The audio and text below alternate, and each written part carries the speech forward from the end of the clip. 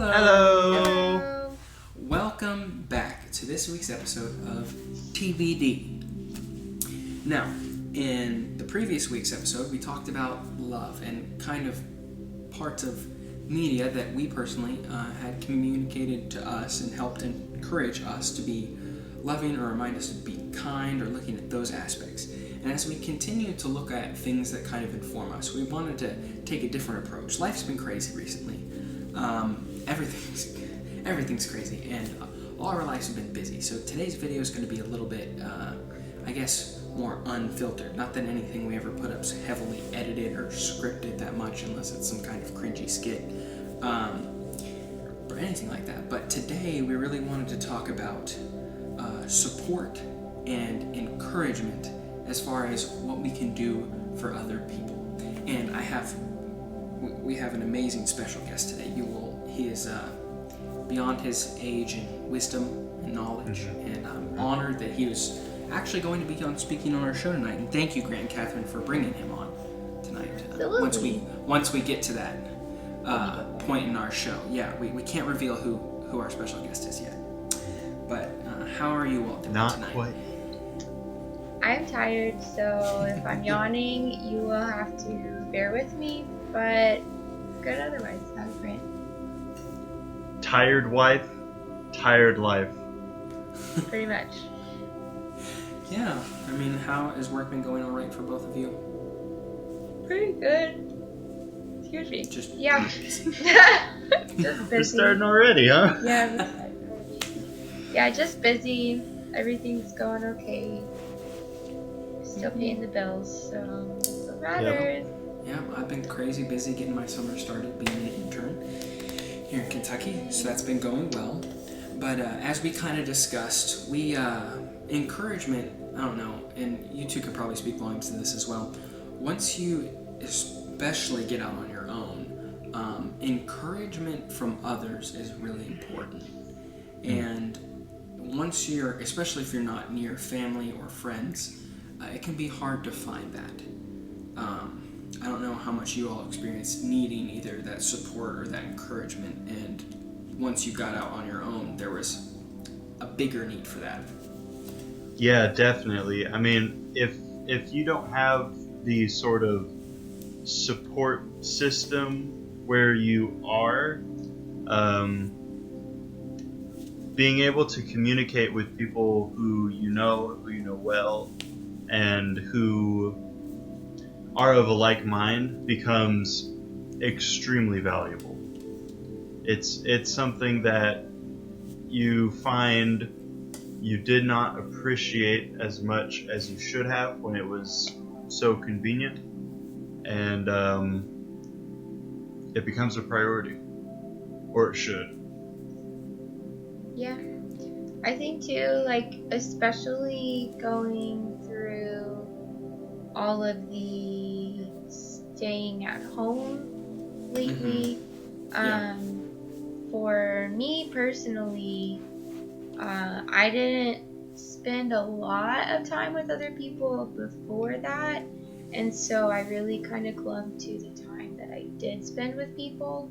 So that being kind of taken away made me have to figure out other ways to reach out for that encouragement when I needed it, and then also to spread that encouragement to those in my circle. And so encouragement has been something that it's interesting, because I feel like on the one hand it's been a lot harder to encourage other people, but we're also seeing so much of a need for it, for all these various things that keep coming up, and all these various situations that are hard for a lot of people, that the whole idea of community and encouraging others is really, even though it's harder right now, it's even more necessary right now. Totally. I mean, they would always, just a few months ago, everybody would say that our generation's never been more disconnected, and because of how we were disconnected, we've been able to become more connected in a different way. And like you said, it's a challenge. I know, especially the summers, this is my 4th summer now being an intern, my entire job is encouragement. I am here for the summer as an outsider to come in and encourage those that I'm working with in the congregation, whether it be kids, parents, or other people at the church. Like, if somebody wasn't encouraged by me being there, then to some degree, then I wasn't really doing what I was supposed to do. So, I mean, that being said, we kind of divided, when we discussed this, we divided encouragement into 3 different parts, important parts. We would all agree that each one of these is essential parts of encouragement, and you shouldn't, while it is necessary to have each one, it can be easy to overemphasize one, and depending on who you are, what your needs are, you might need different aspects of different things. And we decided to divide those into emotional, physical, and spiritual, because you can be emotionally encouraged in many different ways. You can be physically encouraged or physically supported, and you can be spiritually encouraged and spiritually supported. And to some degree, when thinking about this, I kind of personally equivocate support with encouragement. Now, they're not always the same thing, but if you're encouraging someone, you are supporting them in a situation. So, I don't know, Catherine, do you want to go first in talking about emotional support or emotional encouragement? Yeah. I think one of the big things about being emotionally supportive or emotionally encouraging, honestly, is just being present. And presence is hard for us in a lot of ways. It's hard from the standpoint of distractions. It's easy to get distracted when you're talking to people and trying to think of what to say next or how to respond. But then also it's a challenge from the standpoint of sometimes we emotionally distance from things that are hard or that we don't understand. And what that does is when you're pulling away from something because it's scary or because it's different from your experience or something that you don't understand, you effectively make the other person feel like what they're going through is something that only they go through. And that's not usually the case. Even if it's not something that you understand, you can be understanding of it. And so for me, I've been really challenging myself to say, how can I do better being understanding even if I don't understand? How do I show up for people? How do I not remove myself from something because it's hard or because it's difficult or different? How do I reach out to people where they are and offer that support the best way that I can? And for me, that's kind of honestly just been asking questions to people I wouldn't normally ask questions to. I've started conversations this week just to check up on someone or to ask about something that normally I would be afraid to ask them. And it's not about, you're not solving anything for them. You're not, fixing the problem. All you're doing is you're making them feel like somebody cares, like they're heard and understood, and that they matter. And that whole concept of feeling like you matter, half the time it just comes down to somebody listening to you. And that's validation. The validation. At the end of the day, we all want somebody to know we're here and to validate that we're here and that sometimes our lives are hard, and that's a big thing. Definitely. I mean, without emotional support and those kind of things, we would not be in a fantastic place. So many of us, and I know you'd probably say, I don't know, do you feel that like emotional support for you is a very critical aspect of the support you get over maybe physical support? Yeah, for me probably, just because of the way that I process information. I'm very much of an external processor, and so for me, when I feel invalidated, it makes me feel a lot worse than like if I'm, busy. It feels nice when I'm busy and someone can offer to help, like someone brings me food or something, but it's a whole different helpful when someone can just listen to what I have to say and say, oh yeah, that totally makes sense. And it's just, for me, it's different.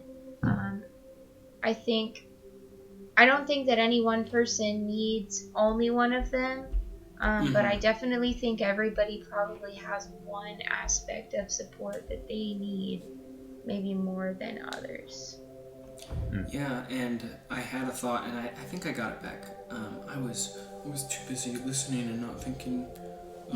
I had an idea and then it left me. But anyway, I think what I was thinking is in the realm of emotional support and what you were talking about, like counselors are like a whole part of the training is listening and creating not the illusion, but being able to train yourself to not sympathize with people but empathize with them and to try and understand it.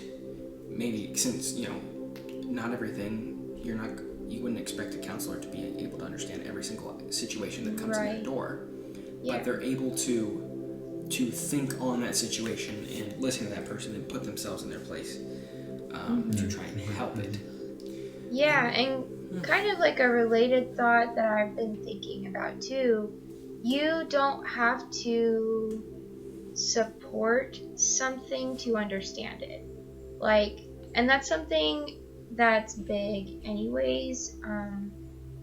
There are always things that people do that you may not support it, you may not be in agreement with it, but I think it's an important practice to at least be able to understand where someone is coming from.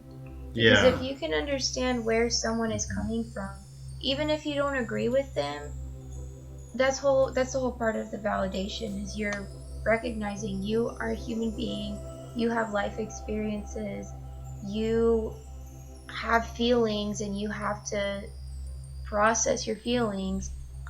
You may not agree with how they process their feelings, but that doesn't take away from the fact that they're having the feelings and they're trying to process them the best ways that they know how to. So it's just super important. Yeah. Yeah, it's not about saying to everybody, yes, I approve of what you're doing, but it's about being able to say, I get it. I get it. Yeah. I get it. You can disapprove of what someone's doing in their life,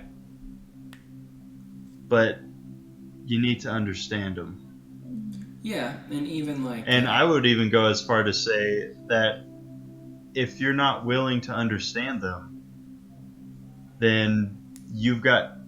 you shouldn't be the person who's talking to them about how you're disapproving. Yeah. Yeah. Yep. It's easy to be judgmental in any of the aspects, whether it be someone who needs physical support or encouragement, or emotional support or encouragement, or even spiritual support and encouragement. I mean, almost, might arguably say that the most judgmental of those three, as far as an understanding basis, would be from the spiritual side of things to support someone else. Yeah. Because most people can sympathize with grief or... So, Zach, what were your thoughts on physical? Catherine, I think he was just providing us with a segue into the spiritual part. I just gave him... No. She just jumped in on it. Yeah, I just... Yeah. You just what? All right. You gave the segue. I did. I gave the segue. Catherine gives the segues I am here. a segue. Yeah. Whoa. I am Paul Blart Walcott. She's the segue master. So, as far as like physical support and encouragement. Like I kind of picked this one because of the situation I found myself in this summer, and it's not like a bad situation. Usually, when an intern comes and works at the congregation, they provide some kind of housing, and so a couple was nice enough to offer to house me. And at first, I was supposed to be hopping around every single week to a different person so that I could get to know different people and that kind of stuff, which is all good.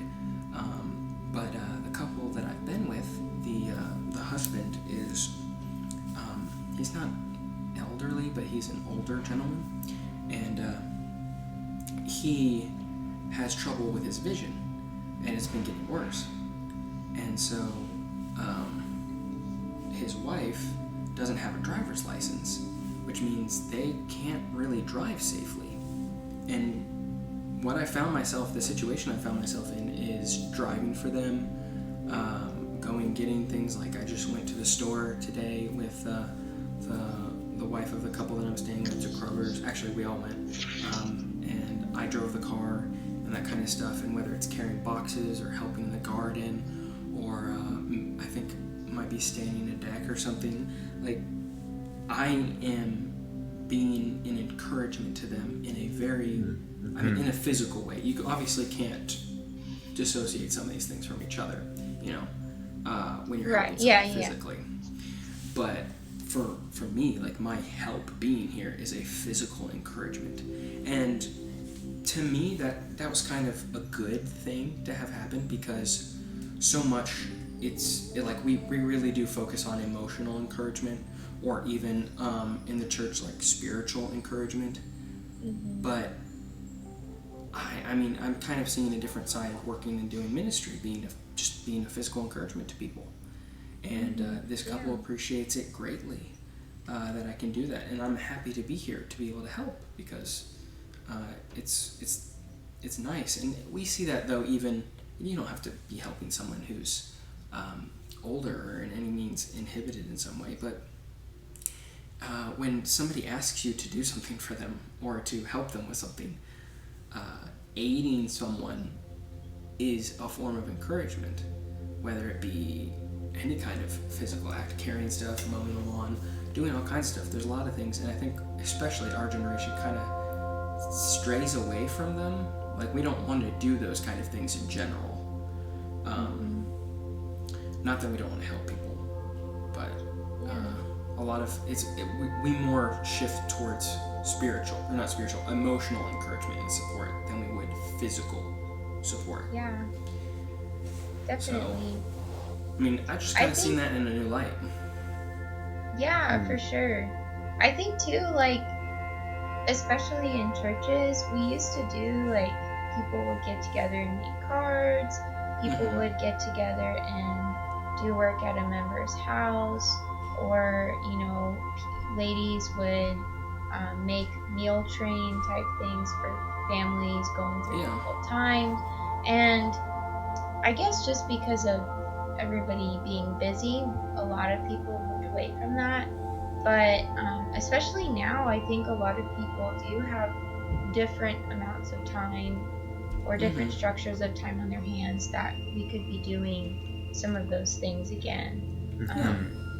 Especially while there are some members of our congregations who can't leave their homes right now. So this would be a good time to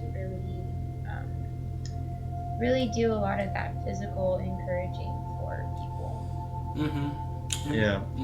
And something we can't overlook is the fact that these three types of encouragement, the physical, the emotional, and the spiritual, they play into each other. Absolutely. When you provide physical encouragement, it's going to also result in emotional encouragement. And when you provide spiritual encouragement, it's going to, you could make a very good point that it's going to influence someone, their likelihood to provide physical encouragement to someone else, because really spiritual discussion should influence your lifestyle. Yeah. And so they all play into each other. And if you're in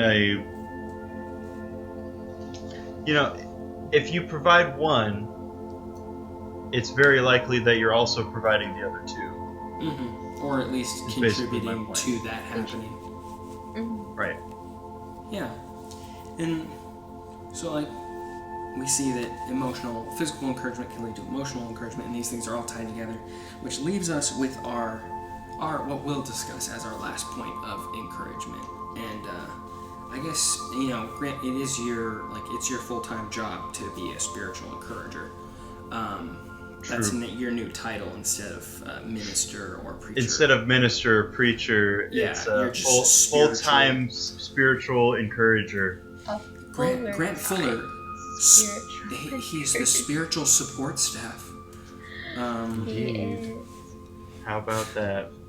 But yeah, so Grant, I guess talk a little bit about spiritual support or spiritual encouragement and how I guess that's been playing in and interacting with your life, especially recently. Yeah, very recently I've found that it sounds a little weird if I say people need to hear it, because they've always needed to hear it. Mm-hmm. But given the most recent developments within the last 6 months, people have really needed to hear about this, and that is the fact that our hope as Christians transcends the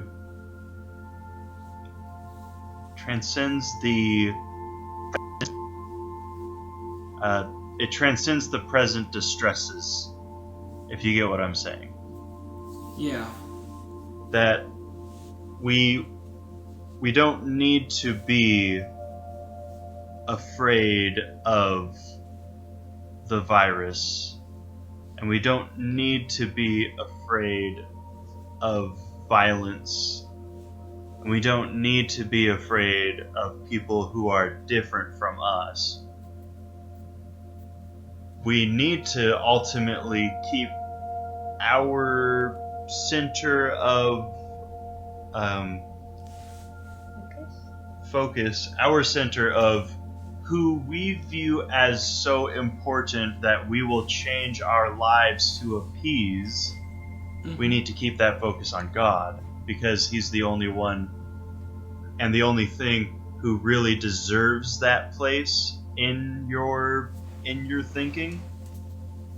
And the virus doesn't deserve that place in your thinking. And people who threaten to get violent don't deserve that place in your thinking.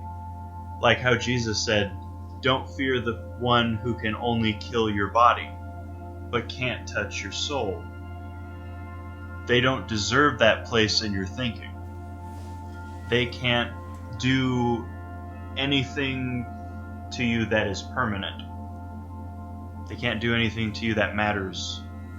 And that's not to say that it wouldn't feel bad to get sick. And that's not to say it wouldn't feel bad to get hurt or have your property destroyed. Of course that would feel bad. But our hope as Christians transcends that kind of stuff. Mm-hmm. It's a higher hope. Our hope isn't just contingent on our health, and it's not contingent just on our safety, and it's not contingent on our wealth, our owning property. It's above that. Yeah. And we can have our health taken away from us. We can have our safety taken away from us, our property taken away from us, and we can still have hope in God, the hope that all Christians share. And that has been what I've been telling people lately. Not that I haven't already been telling people that, but it seems that people listen to that even more now because of the present circumstances. The present situation But yeah. is certainly there's a big spiritual component right now to everything going on, which is good. And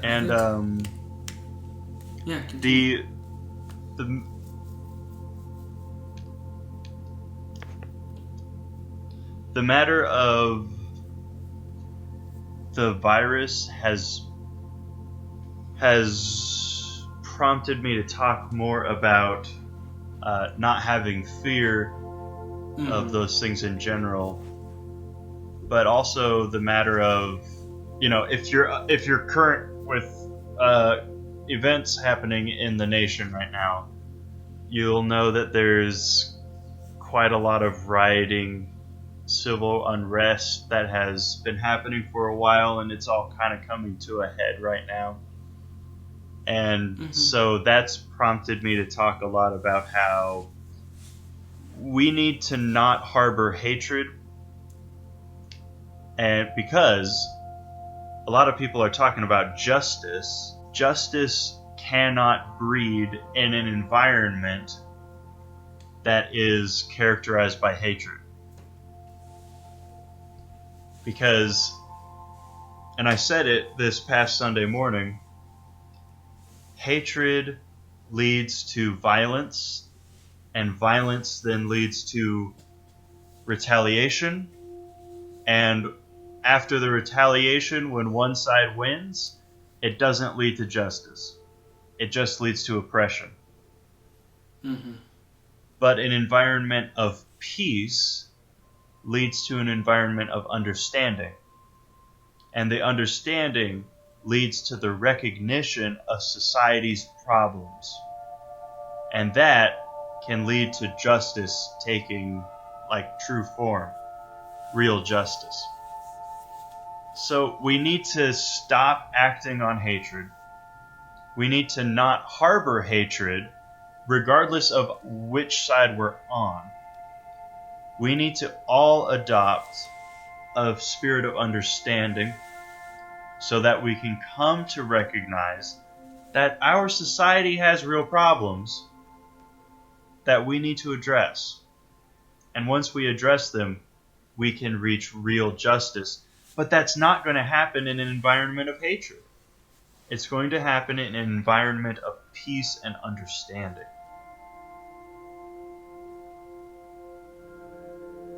And that's my sermon for the night. And I mean, the big thing I think that really resonates with me is in everything, just how much fear there is currently. I mean, there's anxiety about, you can just go down the list and have a very full one for what's currently going on in this world.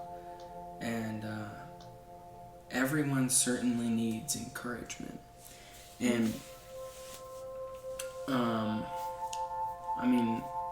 couldn't think of a better thing to offer to someone else than help, whether it be trying to help them emotionally not worry, trying to help them physically be comforted with something, or trying to help them have spiritual comfort in things that trying to push our minds past just the physical. And that can take many different, the beautiful thing about us as humans is that there's so many ways that we can find healthy comfort and healthy encouragement, and we can do that for one another. No one is supposed to be walking through it completely alone. That's why we have each other. And I think, we'd all agree that even getting together and talking about stuff just helps in general with things, which is nice. And I think that would lead us to tonight's special guest, our I'll star go get of him. the night, who is our resident expert in encouragement and support and love. Yes. I mean, pleasantness. General pleasantness. And probably not knowing how to use the bathroom yet. He's But got that halfway down. Well, don't we all? he kind of peeked his head in a little bit ago, but this is Crow. Hello, Crow. Say hi to the internet.